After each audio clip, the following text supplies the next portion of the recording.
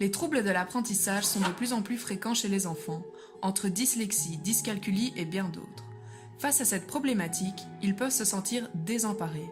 Pourtant, différentes solutions existent pour leur venir en aide. Parmi elles, l'ASBL Educar, qui propose de mêler l'apprentissage avec l'art. En fait, une journée type, c'est variable en fonction des activités. Donc, notre centre Educar s'occupe de différentes catégories d'activités. Donc, nous avons des consultations, bien sûr, qui est la base de notre travail ici. Et donc, à partir de 15 heures en général, donc après l'école, nous recevons les enfants ici. Et le reste du temps, c'est plus l'aspect organisatif, la préparation des formations enseignants, la rédaction des bilans, le contact avec toutes les personnes qui s'occupent des enfants, etc. Ça, c'est une journée type. On a droit à 5 séances remboursées par la mutuelle de bilan.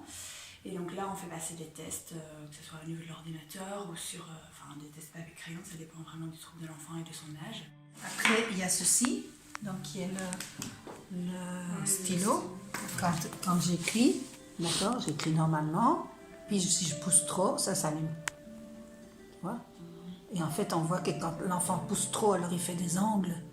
Si je pousse trop, c'est très difficile d'avoir une écriture fluide.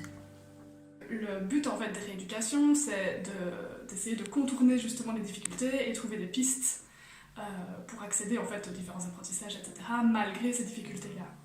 Ceci, c'est le vide couché, donc c'est de la kiné. Ça exige en fait que tes yeux suivent bien la balle. Ça permet aussi, du fait que c'est à la fois vers la gauche et vers la droite, d'un moment de coordination, d'un moment d'apaisement aussi, de calme et de concentration. Maintenant, il y a beaucoup d'études au niveau des neurosciences et qui nous montrent l'impact du bien-être à l'école et l'impact aussi des activités qui touchent plus l'émotion et la créativité de l'enfant. C'est vrai que la rééducation adaptée n'est pas toujours la logopédie, c'est-à-dire que parfois il faut réorienter, que ce soit vers de la psychologie, de la neuropsychologie. Ça, c'est un petit peu à nous de sentir au moment du bilan en fait. En général, on ressent déjà assez bien cette demande. Maintenant, c'est comment accompagner évidemment l'enfant et la famille pour aller vers cette réorientation. Pour nous, ici à Educar, c'est clair que l'aspect émotif, l'aspect relationnel, l'aspect expression de soi, c'est la base de l'apprentissage. S'il n'y a pas ça, on ne sait pas apprendre. Educar espère sensibiliser un maximum de personnes à l'importance de l'art avec l'éducation grâce à son projet en collaboration avec l'Union européenne.